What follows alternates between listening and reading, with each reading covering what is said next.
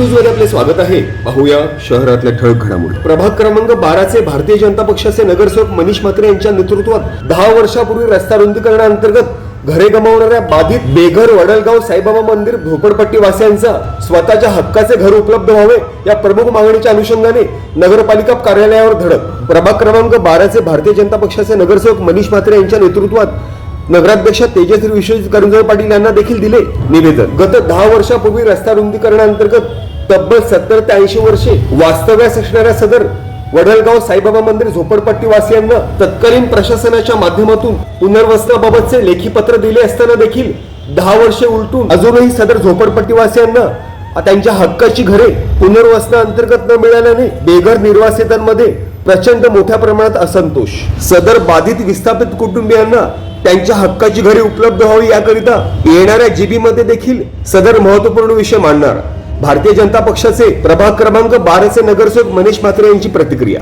तसेच नगराध्यक्ष तेजश्री विश्वजित करंजोळे पाटील यांच्या माध्यमातून सदर महत्त्वपूर्ण गंभीर विषयाबाबत प्रशासनाच्या माध्यमातून तोडगा काढण्याबाबतचे आश्वासन। गत 10 वर्षापूर्वी वडलगाव रस्ता रुंदीकरणाअंतर्गत बाधित झालेल्या सदर वडलगाव साईबाबा मंदिर झोपडपट्टी वासियांमधील तत्कालीन एका स्थानिक नागरिकाच्या माध्यमातून घेण्यात आलेल्या गळफासाच्या अनुषंगाने प्रकरणाची तीव्रता दाहक असताना देखील प्रशासनाच्या माध्यमातून वडलगाव रस्ता रुंदीकरणाअंतर्गत वडलगाव साईबाबा मंदिर झोपडपट्टी वासियांना दिल्या गेलेल्या विस्थापितांच्या पुनर्वसनाबाबतच्या लेखी अधिकृत पत्राच्या अनुषंगाने देखील त्यांच्या हक्काची घरे उपलब्ध होईपर्यंत सदर आंदोलनाची धार अधिक तीव्र करणार भारतीय जनता पक्ष प्रभाग क्रमांक 12 चे नगरसेवक मनीष म्हात्रे यांचा प्रशासनाविरोधात एल्गार।